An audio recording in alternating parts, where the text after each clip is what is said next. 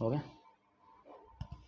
नमस्कार, मैं हूं एल.आर. कड़वार। आप देख रहे हैं धरा राजस्थान का विशेष प्रोग्राम खास मुलाकात। खास मुलाकात में आज हम आपको जिस शख्सियत से रूबरू करवाने जा रहे हैं वो है राष्ट्रीय शराबबंदी की अध्यक्ष पूजा भारती छाबड़ा। तो मैडम, हमारे चैनल में आपका बहुत बहुत स्वागत है। बहुत बहुत धन्यवाद है आपका।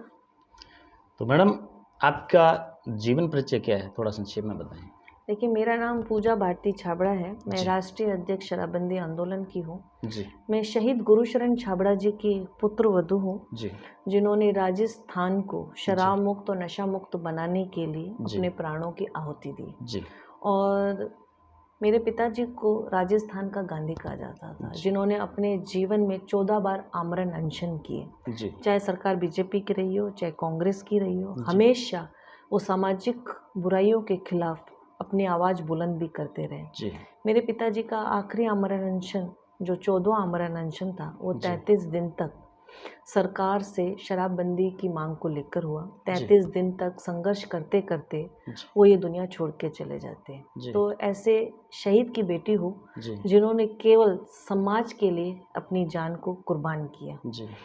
और एक ही मिशन था कि राजस्थान नशा मुक्त राजस्थान होना चाहिए, क्योंकि नशे के कारण काफ़ी घर, काफ़ी परिवार बर्बाद हो जाते हैं। और आने वाली जो पीढ़ियां हैं वो हमारी कहीं ना कहीं इस नशे के कारण बर्बाद नहीं हो जाए, जिसके लिए राजस्थान के गांव-गांव, डाणी-डाणी में हम लोगों के बीच में जाकर उनको जागरूक करते हैं कि नशे जैसी सामाजिक बुराई का आप त्याग कीजिए। हमारा गंगानगर ज़िला है जो कहीं ना कहीं पंजाब से लगता हुआ है। यहाँ पे शराब को छोड़कर बहुत सारे ऐसे नशे हैं जो घातक नशे, जो घर में 8-8 साल के बच्चे करने लगे, चाहे वो मेडिकल नशा हो या सफ़ेद चिट्टा हो, जिसके कारण बच्चों को नशे की आदत का शिकार होना पड़ रहा है। तो हमारा एक ही संकल्प रहा कि हम राजस्थान को नशा मुक्त राजस्थान बनाएं।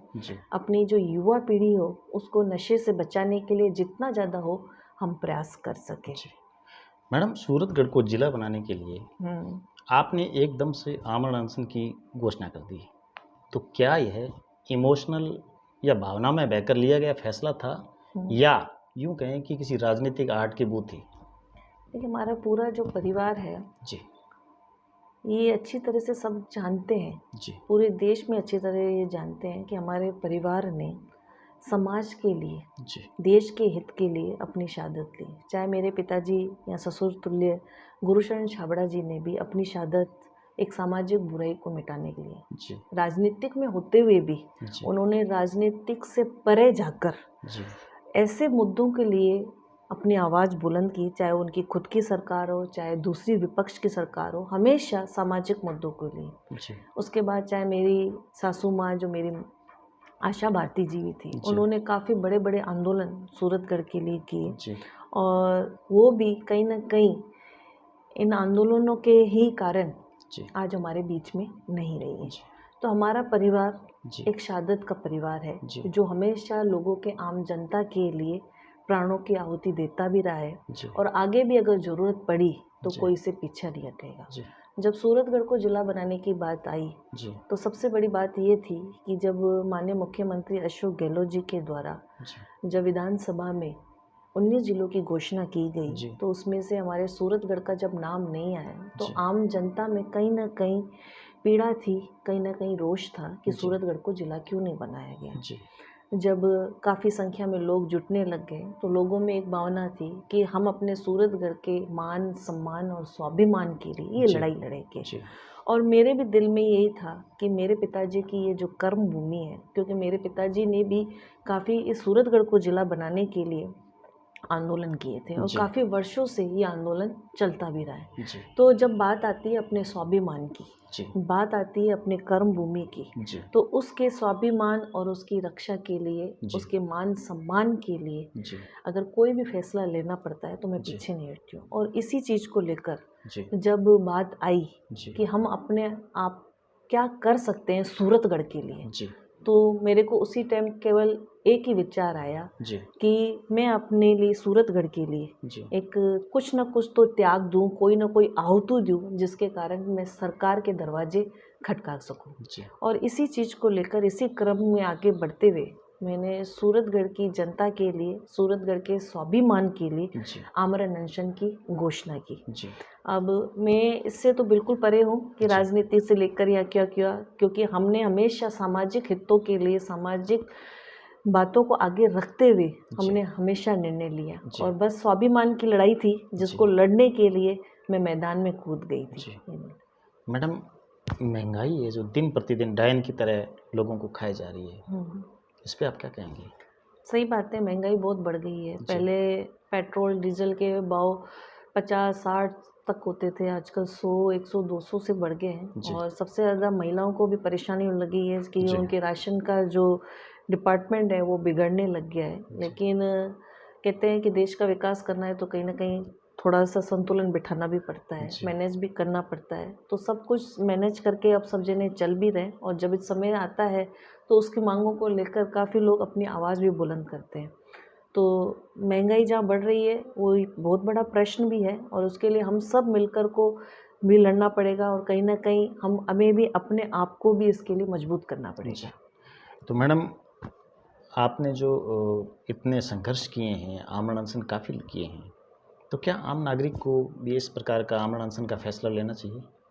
आमरण अनशन का फैसला हर आदमी को परिस्थिति के हिसाब से लेना चाहिए। क्या परिस्थिति है और क्या आप उस परिस्थिति के हिसाब से आप तैयार है कि नहीं। क्योंकि जब तक आप तैयार नहीं है, आपका मनोबल मजबूत नहीं है, आपकी इच्छा शक्ति मजबूत नहीं है, तब तक आप फैसला नहीं ले सकते। आपकी इच्छा शक्ति मजबूत होगी, आपका मनोबल मजबूत होगा, तभी आप आमरण अनशन कर सकते हैं। क्योंकि जल्दबाजी का खोया हुआ कोई भी डिसीजन होता है वो हमेशा नुकसानदायक होता है।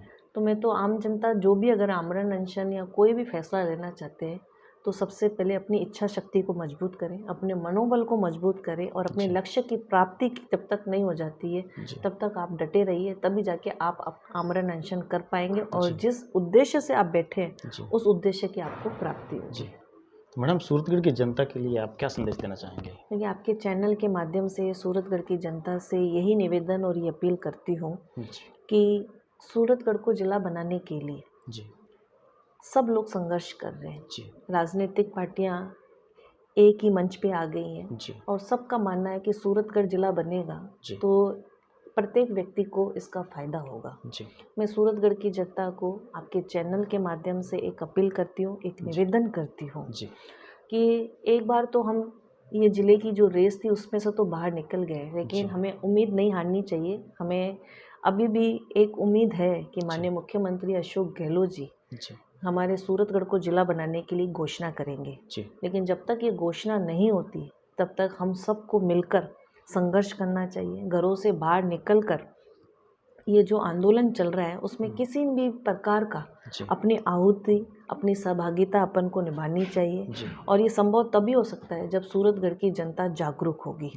क्योंकि जागरूक जनता ही नहीं सूरतगढ़ को जिला बना सकती है। क्योंकि ये आंदोलन किसी राजनीतिक पार्टी का नहीं है, ये आंदोलन किसी व्यक्ति विशेष का नहीं है, ये आंदोलन सूरतगढ़ की जनता का है, उनके स्वाभिमान का है। अगर आज सूरतगढ़ की जनता अपने घरों में सोई रही तो आने वाले समय में हम अपने आने वाली पीढ़ियों को जवाब नहीं दे पाएंगे। क्योंकि काफ़ी वर्ष पहले हमारे यहाँ पे जब सूरतगढ़ का नाम जिले में आने वाला था, कहीं ना कहीं वो नाम ना आके हनुमानगढ़ का आ गया था। तो काफ़ी वर्षों तक हमें संघर्ष करना पड़ा। अभी एक बहुत अच्छा समय आया हुआ है, कुछ दिन की मेहनत है, कुछ दिन का संघर्ष है। अगर हम सब ने मिलकर ये मेहनत और संघर्ष कर लिया तो वो दिन दूर नहीं जब हमारा सूरतगढ़ जिला बन जाएगा। तो फिर से एक बार निवेदन करती हूँ, ये अपील करती हूँ, आप सबका सहयोग, आप सबका प्रयास सूरतगढ़ को जिला बना सकता है। इसलिए आप अपने घरों से निकलिए और निकलकर सूरतगढ़ को जिला बनाने के लिए अपनी एक एक आहुति आप जरूर डालिए। तो मैडम, आपने हमारे चैनल को समय दिया, इसके लिए आपका बहुत बहुत धन्यवाद।